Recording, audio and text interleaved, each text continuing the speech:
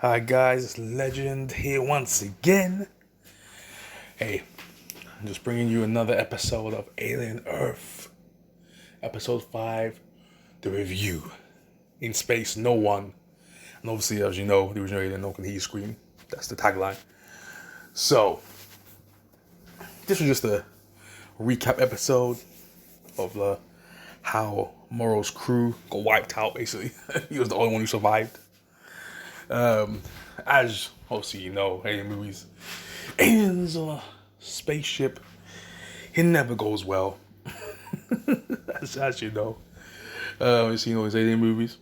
But the crew, as you showed in that, obviously episode 1, to that the little mini flashbacks they showed, one of the most harmonious with each other. Who's that Asian crew member? That guy was weird. I don't know if he was a human being, I think, but that guy was weird. I don't know if it's a cyborg or what. I don't have a clue. But he was suspicious from the beginning. He knew a lot of stuff, but he didn't say nothing. He was just creeping on that one girl in the pod.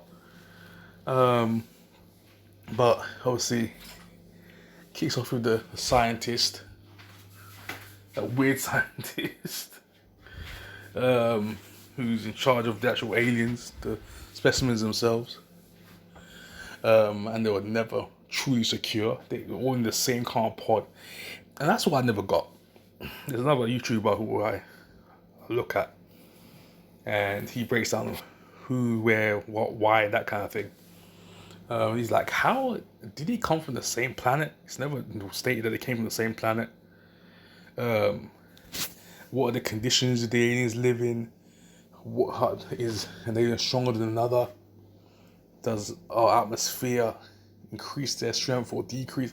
Does it kill them? Can they live in our atmosphere? We don't know these things, and there's a lot of like backstory they could have put on that.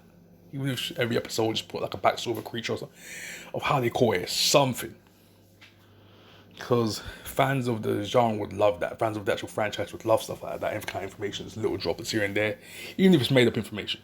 Just kind of create your own lore with it, because there's no kind of lore on these creatures or where they came from. So you can always insert backstory here, that kind of thing. You know what I mean? So, and I really enjoy. I'd enjoy that. I love lore behind certain creatures. Even just a little bit. This atmosphere does just doing something about the creature. So you know a lot about the xenomorph. Obviously, you don't know the origins, because if Ridley Scott's done so many flipping versions of it, we don't know where the heck it actually came from. No one knows. It's like the Joker. The xenomorph is basically the Joker at this point. No one knows its true origins. But yeah, that's the kind of thing as well. We don't know where these creatures came from. They come from the same planet. We don't know. Have they got a natural predator? What are the predators? Are susceptible to any kind of disease or earthly natural occurrence. We don't know. But yeah, so she's charged with these creatures, and as you know, they're gonna get out. The creatures are gonna get out. They're gonna get loose. So basically, there's a saboteur on the ship that was paid for by Boy Cavalier. So he is sabotaging Weyland-Yutani's shipments, their cargo. So he allowed some facehuggers. They latched onto two guys, and then chaos ensues. But before we get there, we see those what do you call them, tick creatures, those slimy leech type creatures. Those are the two that we saw early on in the season. They get out because the scientist is careless. She is extremely careless for a scientist. My goodness, because the Teocellus, the eye creature, which I have a theory, but I'm gonna do a video later on that theory. A lot of people haven't stated it. They kind of alluded to it, but I'm gonna actually go do a video on that. What it actually could be, or what it could be a version of. But we're gonna get to that in another video. But it knocks on the window. or on the glass, I should say, on its containment glass. Knocks on the window, distracts the scientist. The two leeches get out, put spores in her water. She carries it around. She's about to drink it now. Someone comes in and distracts her again. Goes out back into the living room in the spaceship. Sits around with the crew members. One of the engineers drinks it. You know what's about to happen now. He's about to get infected by the leeches. Or what they call him in the show, ticks. And he dies. He's kicks or all on his heart, eating his heart out, literally draining him. And they get bigger and bigger and bigger. And they try to remove it. Poisonous, dangerous gas kills them.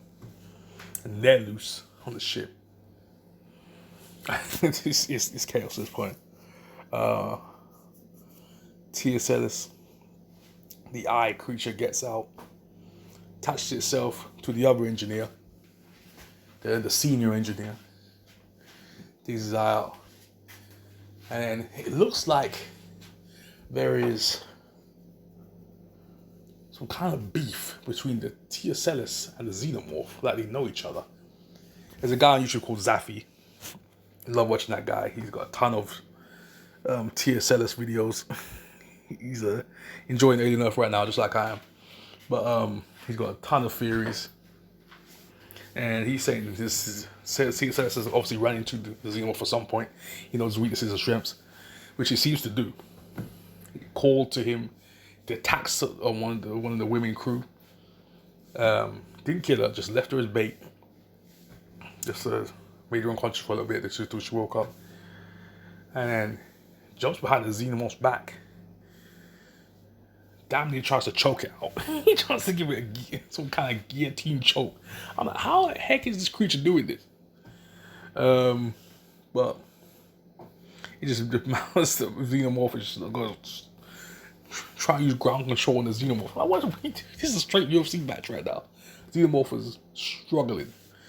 Use his tail for it, like, pa, pa, pa, stabbing the body of TSS. He can't feel it. He's like, you know what I'm saying? His body's enhanced because of the eye. So he ain't dying. So until he gets him down, throws him down somewhere, and the eye just jumps out of the body while the body's just getting massacred. And the eye itself is just like, I was like, come get this work. That I was like putting in work on the Xenomorph.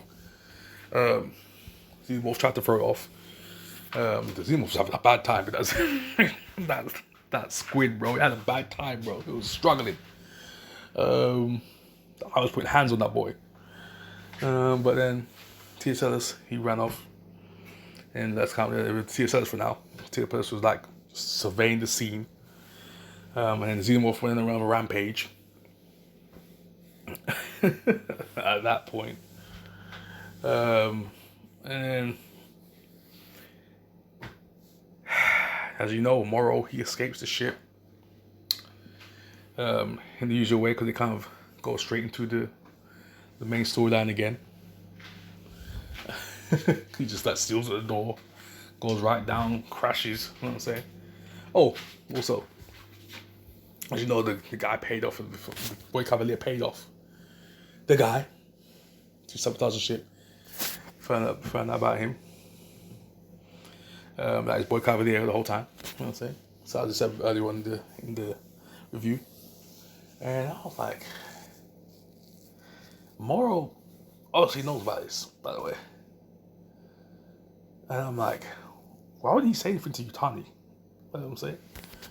And obviously the stuff we've seen now, because he's obviously seen the footage. He hasn't said anything to Yutani at all.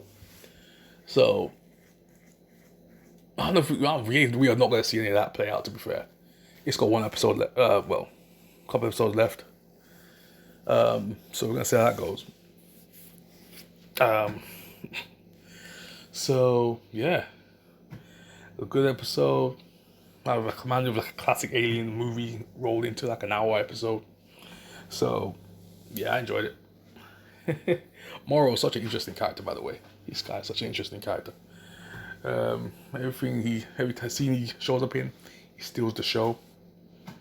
And yeah, man, that's the review, episode 5. In space, no one, you know what I'm saying? That's the end of that episode. So I shall see you in the next one. Anyways, I'm out. Peace.